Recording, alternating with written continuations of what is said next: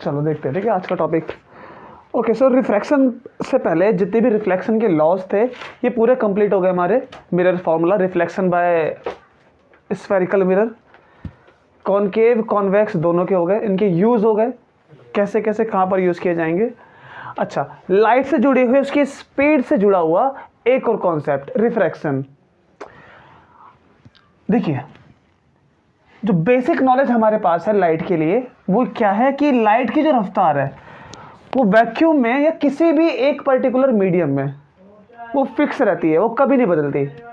अगर light air में चल रही है अपनी कुछ रफ्तार से तो उस रफ्तार में कभी भी कोई चेंज नहीं आएगा। वैक्यूम में चलती है इस रफ्तार से तो इसमें कोई चेंज नहीं आएगा। पानी में चलती है उसकी कुछ अलग रफ्तार होगी तो पानी में चलते वक्त तो उसमें कोई चेंज नहीं आएगा। लेकिन जब लाइट एक मीडियम से दूसरे मीडियम में जाती है तो लाइट की रफ्तार में चेंज आता है। अब वो चेंज जो आता है वो क्यों आता है, इसकी थोड़ी सी डीप नॉलेज थोड़ी सी बाद में देखेंगे हम। पहले जो चेंज आता है उसके साथ जुड़ी हुई कौन सी हमारे पास फिनोमिना है। ये मीडियम 1 मीडियम 2, इसमें एक लाइट एंटर करती है, ठीक है। अब उसके बाद जब ये सेकंड मीडियम में एंटर करेगी और जो ये वॉल है इन दोनों मीडियम के बीच की, ये इंटरफेस,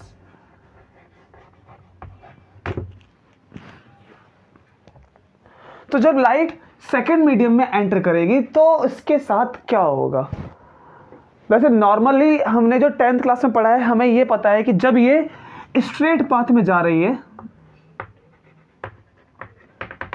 ये अपने रास्ते को चेंज कर लेगी और ये डेविएट हो जाएगी अपने रास्ते से।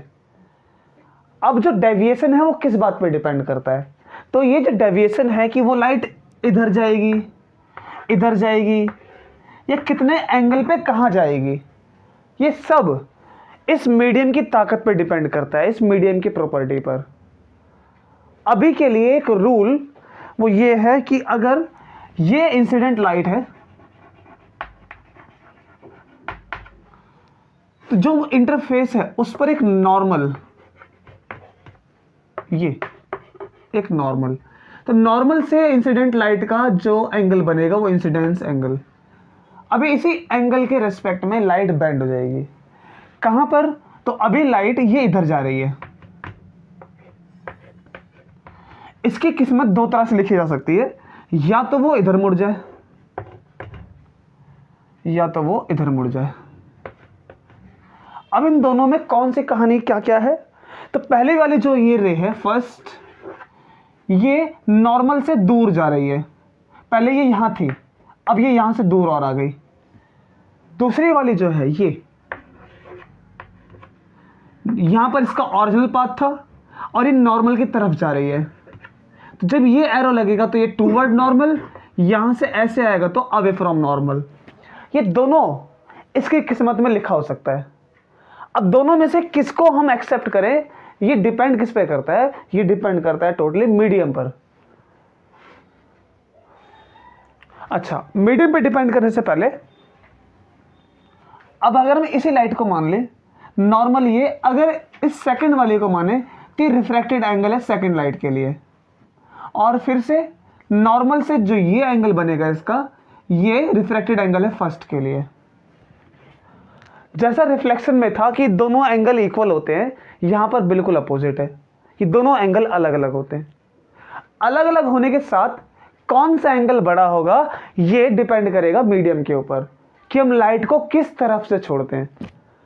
अभी क्या दिखता है हमें कि रिफ्रैक्शन जो एंगल हो रहा है 1 वाला वो ग्रेटर देन है इंसिडेंस एंगल, और जो सेकंड वाला है वो स्मॉलर है इंसिडेंस एंगल से। इक्वल कब होगा, ये इक्वल का केस हम अभी देखते हैं लॉ में, इसका एक रूल बना है लाइट के रिफ्रैक्शन के लिए, वो अभी सुनते हैं हम। लेकिन उससे पहले रिफ्रैक्शन होने की मेन वजह क्या है, और रिफ्रैक्शन क्या है, a light from one medium it enters to second medium, as it enters in the second medium light leaves its original path and bends toward normal or away from normal, so this phenomena is refraction।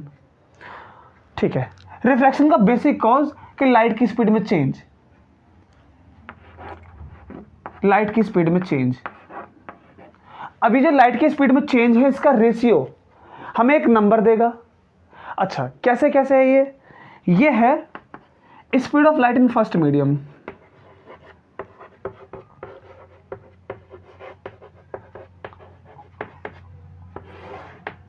और ये speed of light in second medium.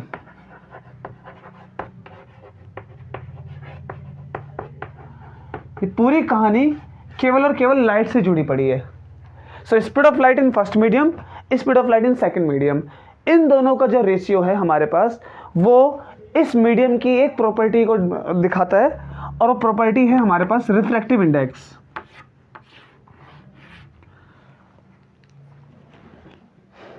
अच्छा, light की रफ्तार में change क्यों आया? यहां के जो मॉलिक्यूल हैं लाइट में और यहां के जो मॉलिक्यूल हैं वो थोड़े डिफरेंट हैं, अलग अलग है। तो जैसे ही लाइट इससे इस मीडियम में एंटर करती है तो लाइट का एक केस होता है कि पहले उसके मॉलिक्यूल्स उसको एब्जॉर्ब करके री एमिट करते हैं, और इसी एब्जॉर्प्शन री एमिशन में अकॉर्डिंग टू थ्योरी लाइट की रफ्तार थोड़ी धीरे हो जाती है। जैसे 5 लोग हैं, वो एक रेस में भागते हैं। अब उनके साथ शर्त ये है कि जब भागते हैं एक साथ सारे, तो पहले वाला जो है नंबर 1 वो पहले भाग जाता है टाइम से पहले, दूसरा वाला थोड़ी लेट भागता है, तीसरा वाला भी थोड़ी लेट भागता है, फोर्थ वाला उससे लेट, पांचवा उससे लेट, लेकिन भागने की सबकी रफ्तार सेम है।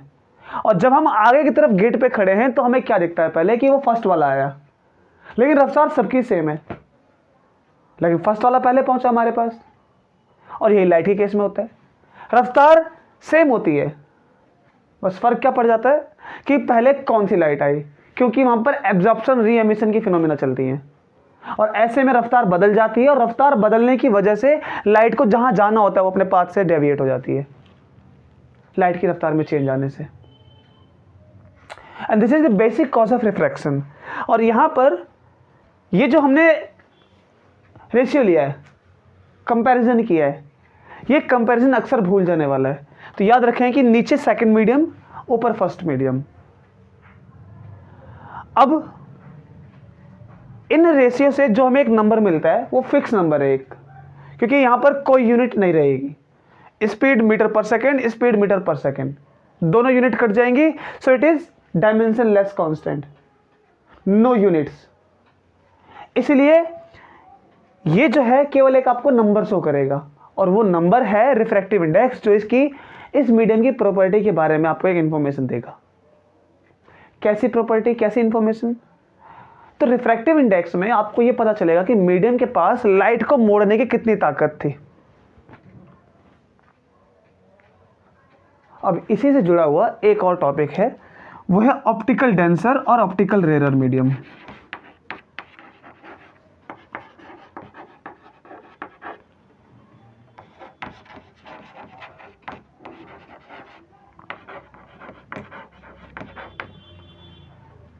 जैसे हमने मास डेंसिटी पढ़ी है कि किसी भी छोटे से वॉल्यूम में अगर हम ज़्यादा मास भर दें तो डेंसिटी ज़्यादा, और उसी वॉल्यूम में कोई मास नहीं है, डेंसिटी कम, बट ये उसका जस्ट अपोजिट है। ऑप्टिकली डेंसर और ऑप्टिकली रेयर मीडियम हमने इस तरह से आइडेंटिफाई किया कि जिस मीडियम में लाइट टूवर्ड्स नॉर्मल जाती है वो मीडियम ज़रूर ऑप्टिकल डेंसर होगा, और लाइट सेकेंड मीडियम में जैसे ही एंटर करती है वो अवे जाती है तो वो मीडियम ज़रूर ऑप्टिकली रेयर होगा। लेकिन शर्त क्या है, ये मीडियम अकेला कभी नहीं होता, हमेशा पेयर में होता है। ऑप्टिकली डेंसर है फर्स्ट मीडियम के रेस्पेक्ट में सेकंड मीडियम, ऑप्टिकली रेयर है second medium with respect to first medium. ये हमें लगाना पड़ता है। क्यों ऐसा? तो इसका रूल यहां से दिखता है। अगर हम यहां से लाइट को छोड़ते हैं इस तरह से, यहां से, तो अभी तो ये मीडियम डेंसर था, लेकिन जब यहां से लाइट को छोड़ेंगे तो लाइट को जाना यहां था इधर, लेकिन लाइट अवे गई, सो ये डेंसर, ये रेयर। लेकिन अगर हम इसी के आगे एक मीडियम और लगा दें जिसमें लाइट को आगे जाना है इस तरफ, यहां से छोड़ने पर इधर जाना है लाइट को, और यहां जाने की बजाय वो कहां चलेगी, नॉर्मल यहां, लाइट यहां चली गई, तो ये मीडियम और ज़्यादा डेंसर हो गया इसके मुकाबले। अच्छा, हम एक चीज़ और जानते हैं, पानी और तेल वाला। अगर तेल को पानी के ऊपर छोड़ दें वो फ्लोट करता है, तो तेल की जो मास डेंसिटी है वो पानी से कम है, लेकिन जो ये ऑप्टिकल डेंसर है तेल ज़्यादा है। कैसे पता लगाया? एक्सपेरिमेंट से हमें पता लगा कि लाइट उसके अंदर पानी से जब तेल में जाती है तो वो टूवर्ड नॉर्मल बेंड होती है, और यही फिनोमिना हमारे पास optical denser optical rare medium को आइडेंटिफाई करने में हेल्प करती है। ओके, सो एक बार डेंसर और रेयर मीडियम समझते हैं।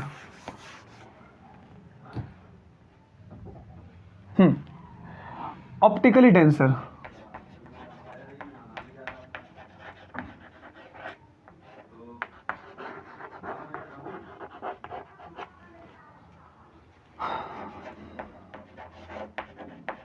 light bends towards normal,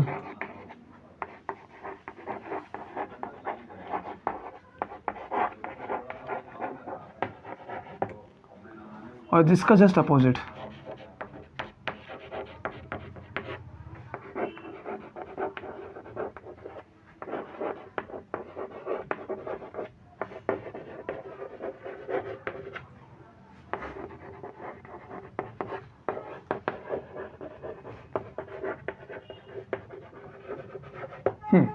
So light bends toward normal, light bends away from normal. So this defines कि ऑप्टिकल डेंसर कौन है, ऑप्टिकल रेयर कौन है। एक छोटे से एक्सपेरिमेंट से देखते हैं इसको।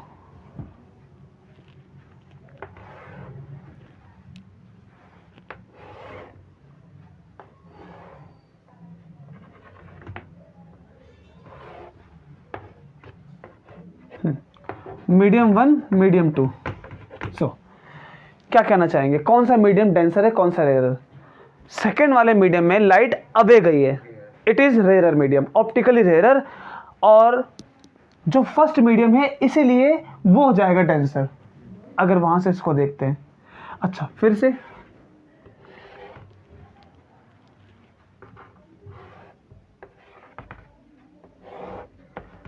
अब जो सेकेंड मीडियम है ये डेंसर हो गया, ऑप्टिकली डेंसर, और वो ऑप्टिकली रेयर। ओके, सो ऑप्टिकली डेंसर ऑप्टिकल रेयर के बाद एक चीज और, सो रिफ्रैक्शन का बेसिक कॉज क्या है? Change in speed of light.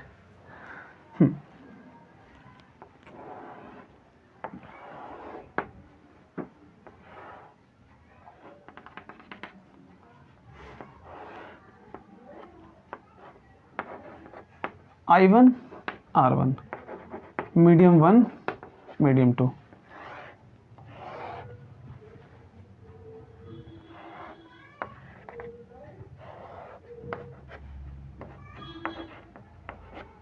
I2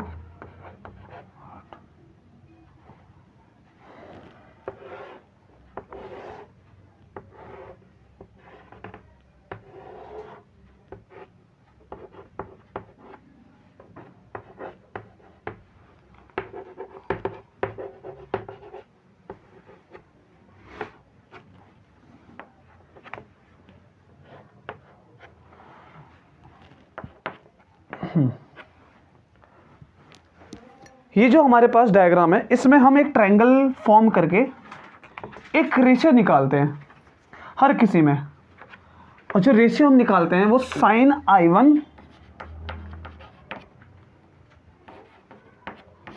upon sine R1, उसका एक रेशियो निकलता है और वो एक नंबर होता है। फिर हम सेकंड वाले का निकालते हैं, sign I2 sign R2। Third वाले का,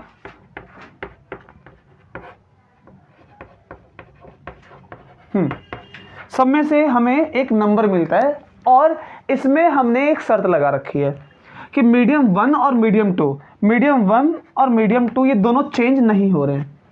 क्या चेंज हो रहा है? केवल इंसिडेंस एंगल और उसके कॉरेस्पॉन्डिंग रिफ्रैक्टेड एंगल, ये दोनों ही चेंज हो रहे हैं। इंसिडेंस बढ़ा तो रिफ्रैक्टेड भी बढ़ा, इंसिडेंस छोटा रिफ्रैक्टेड छोटा, और छोटा किया वो और छोटा हो गया।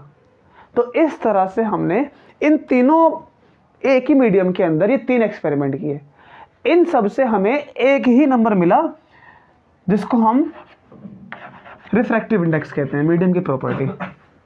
तो एक तो था ratio of the speed of light, दूसरा ये साइन का एंगल का रेशियो। ये तीनों रेशियो से हमें एक ही नंबर मिलता है। तो इससे कंफर्म हो गया कि जब तक मीडियम चेंज ना हो तो ये जो कांस्टेंट है नंबर ये चेंज नहीं होगा। Therefore refractive index is a property of medium which shows the bending power of the medium, कि मीडियम कितना बेंड कर सकता है लाइट को। अच्छा, तो इससे हमारा पहला एक रूल बनता है रिफ्रैक्शन का, वो ये है जिसको हम कहते हैं Snell's law, ratio of the sine of angle. ये जनरली इससे बनता है sine i sine r equals to n भी शो करते हैं और ये म्यू भी शो करते हैं, कोई भी शो कर सकते हो। So this is Snell's law which is first law. और ये क्या बताएगा कि जैसे जैसे हम इंसिडेंस एंगल बढ़ाएंगे वैसे वैसे रिफ्रैक्टेड बढ़ेगा ताकि ये कांस्टेंट हो जाए, और अगर ये कम करते हैं तो ये कम हो जाएगा। लेकिन ये साइन का फंक्शन है, साइन के फंक्शन में एक पीरियोडिक नेचर आता है जो हमें आगे एक चीज समझाएगा, और वो आगे जो चीज समझेंगे हम वो होगी क्रिटिकल एंगल, रेनबो के फिनोमिना, उसमें ये हमें हेल्प करता है। But for now to make it constant, angle बढ़ाएंगे ये भी बढ़ेगा। जैसे जैसे हम साइन की वैल्यू 0 से बढ़ते जाते हैं तो साइन 90 पे आके मैक्सिमम होता है। साइन 0 साइन 90, हमने यहाँ से वैल्यू को बढ़ाई बढ़ाई बढ़ाई बढ़ती जा रही है और 1 पे आके मैक्सिमम। 90 से आगे करेंगे फिर वो दोबारा कम होती है, लेकिन 90 तक मान के चलो। अभी 90 तक इंक्रीज करते हैं तो 90 तक ये भी इंक्रीज होगा, और डिक्रीज करेंगे तो डिक्रीज होगा।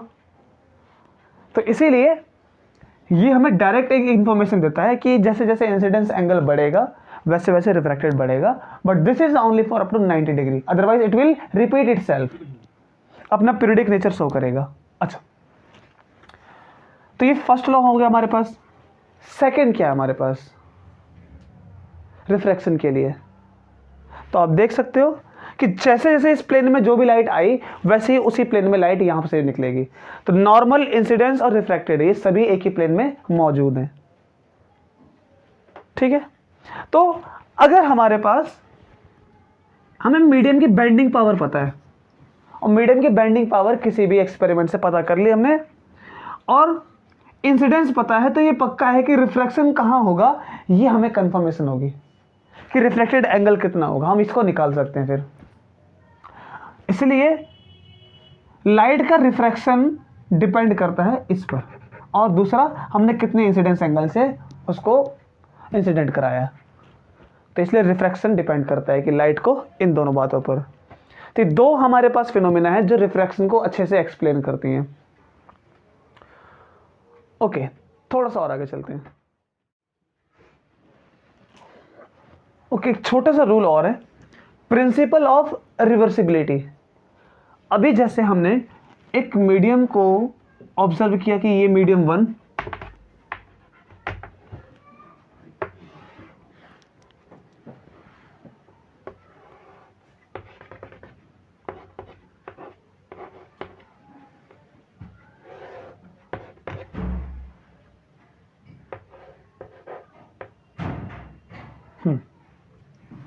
सेकेंड मीडियम ऑप्टिकली रेयर है, ये कंफर्म हो गया। अगर हम यहां मिरर लगा दें तो लाइट इससे रिफ्लेक्ट होकर वापस जाएगी। ये वापस किस डायरेक्शन में जाएगी ये डिसाइड कैसे होगा?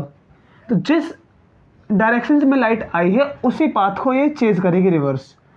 तो यहां से ये वापस जाना चाहेगी यहां पर, लेकिन अगर ये रेयर है, ये डेंसर है, तो वो टूवर्ड नॉर्मल आएगी इस तरफ, तो वो लाइट ऐसे आ जाएगी। तो ये क्या किया लाइट ने? अपने आप को रिवर्स किया है।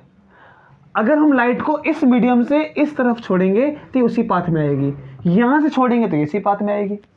This is principle of reversibility. 10th में क्या था? एक ग्लास स्लैब,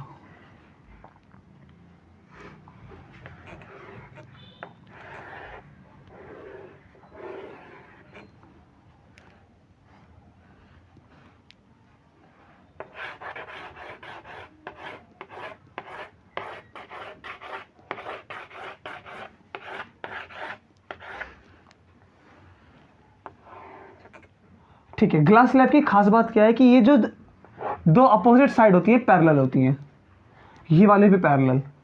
इसकी कुछ थिकनेस होती है, थिकनेस कैसे अफेक्ट करता है ये हम इसको समझने के बाद नेक्स्ट क्लास में मैथमेटिक्स के थ्रू देखेंगे। अभी लाइट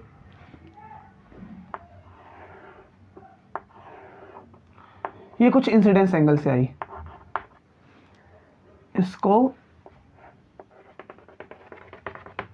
यहां जाना है, लेकिन ये इस मीडियम को डेंसर मिलते ही ये मुड़ जाएगी टूवर्ड्स नॉर्मल, और फिर उसके बाद अगेन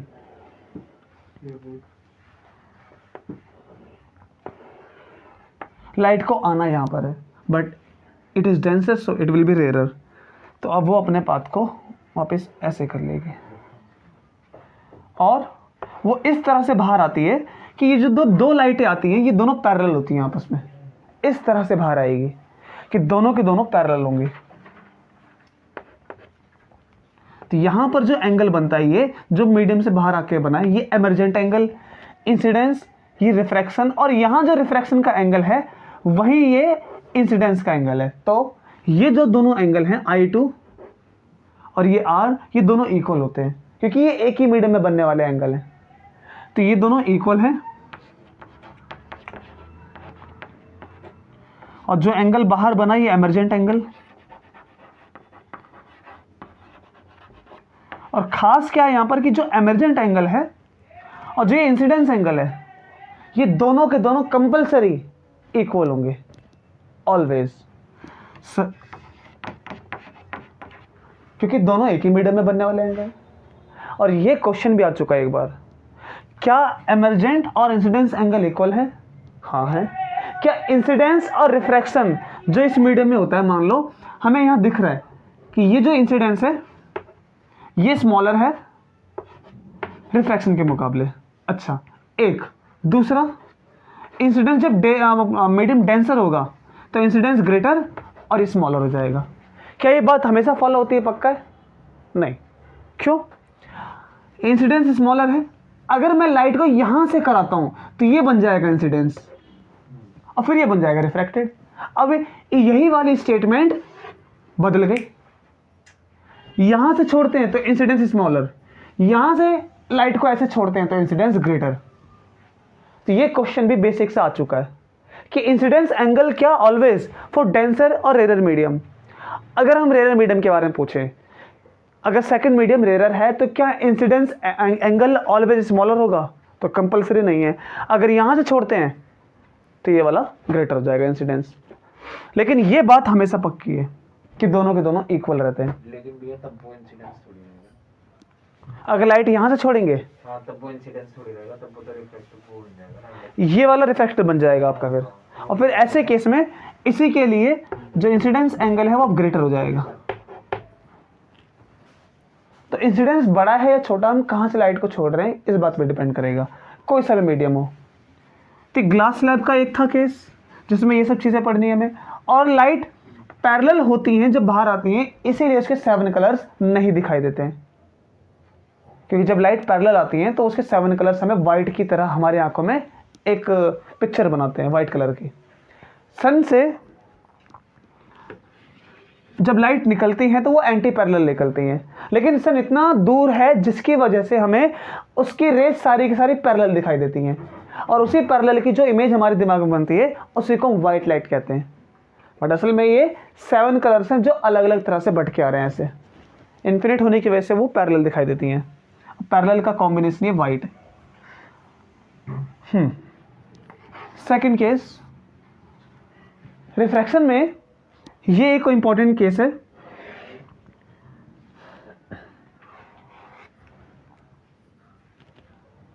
ठीक, ये मीडियम 2, ये रेयर मान लेते हैं इसको, तो ये डेंसर हो जाएगा मीडियम 1। ठीक है, अगर लाइट को यहां से इंसिडेंट कराते हैं तो यहां जाना है इसको, लेकिन रेयर होते ही ये थोड़ी सी इधर बेंड हो जाएगी। ये फर्स्ट केस था, ये फर्स्ट केस। सेकंड,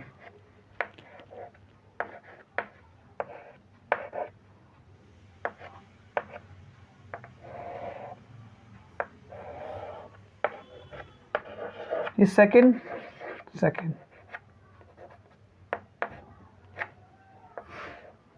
अच्छा फिर से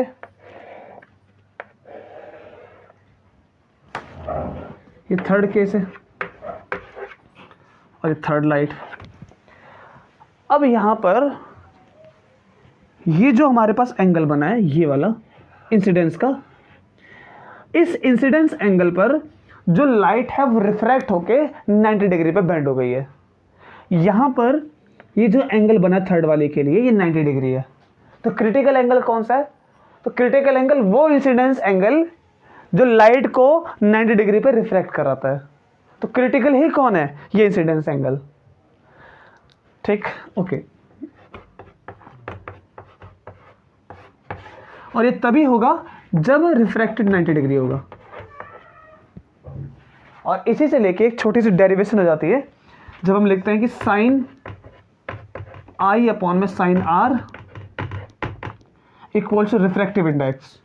और ऐसे में जो क्रिटिकल एंगल है, जो इंसिडेंस एंगल, वो क्रिटिकल, और अगर इंसिडेंस क्रिटिकल है तो रिफ्रैक्टेड वाला 90, साइन 90 1। फिर इसको लिखते हैं म्यू, ये फिर इसको 1 अपॉन में करके कन्वर्ट कर लेते हैं, बट ठीक है। अभी के लिए ये जानकारी है कि इस इंसिडेंस एंगल ही क्रिटिकल होता है जिस पर लाइट रिफ्रैक्ट 90 डिग्री पे होती है। इसी फिनोमिना से रेनबो एक्सप्लेन होता है। अच्छा, एक और,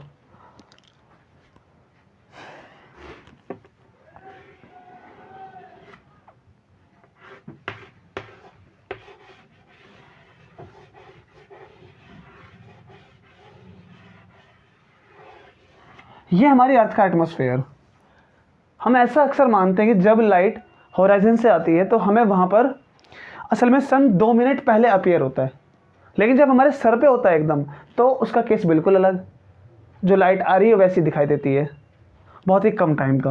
होराइजन कहाँ होता है? लगभग यहाँ पर। अच्छा, कैसे समझें इसको?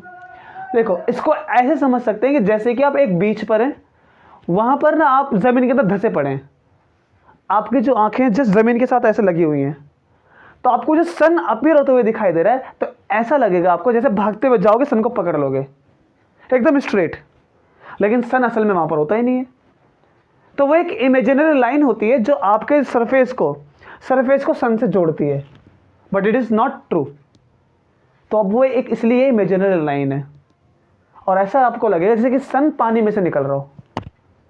तो वो जो पॉइंट जहाँ से आप ऐसे खड़े होकर देख रहे हो, जहाँ पर सन है वो होराइजन पर है, जो इमेजिनरी लाइन है। और अगर हम ऐसा ही समझें कि सन यहाँ पर है या कहीं भी मान लो, और आप यहाँ खड़े हैं, तो होराइजन पे क्या होता है कि जब लाइट इसकी आगे की तरफ आती है तो इसमें इतनी मोटी लेयर मिलती है रिफ्रैक्शन के लिए, बहुत ज़्यादा मोटी, इसलिए रिफ्रैक्शन अच्छा खासा होता है। और जब रिफ्रैक्शन की, क्योंकि एटमॉस्फेयर की अलग अलग लेयर होती हैं, तो वहाँ पर रिफ्रैक्शन भी कई बार होता है, कई ज़्यादा। तो लाइट का रिफ्रैक्शन काफ़ी ज़्यादातर होता है, हद तक, बहुत ज़्यादा। इसलिए जब हम चेंज करते हैं उसको तो हमें सन यहाँ अपीयर होता है, क्योंकि होराइजन पे मोटी लेयर का उसको सामना करना पड़ता है। और वहीं पर जब सन हमारे सर पर होता है इधर, तो उसको बस इतनी पतली लेयर का सामना करना है, और होराइजन पे ये इतनी, यहाँ से यहाँ तक लेयर ही लेयर है, और सर पर है तो वो इतनी मोटी लेयर, बस ये वाली। तो इसमें कम रिफ्रैक्शन है, इसमें ज़्यादा रिफ्रैक्शन है, इसलिए यहाँ पर ज़्यादा सन में हमें कोई गड़बड़ी नहीं दिखाई देती है। और इनसे, और हमारे पास रिफ्रैक्शन में खास क्या है कि अगर ये एक मीडियम है, नॉर्मल यही है, और अगर लाइट को यहीं से हम इंसिडेंस कराते हैं, यहाँ से ऐसे, तो इंसिडेंस और नॉर्मल इनके बीच में 0 डिग्री एंगल, और अगर 0 डिग्री तो लाइट भी सीधा चली जाएगी। तो लाइट को बेंड होने के लिए क्या ज़रूरी है? कुछ एंगल पे गिरे। और अभी क्या हो गया? ट्रांसमिशन, केवल ट्रांसमिट हुई लाइट एक मीडियम से दूसरे मीडियम में, और यहाँ लाइट की रफ्तार में चेंज नहीं आएगा। जब हम किसी एंगल पे उसको इंसिडेंट कराते हैं तभी लाइट की स्पीड में चेंज आता है, और तभी रिफ्रैक्शन होगा।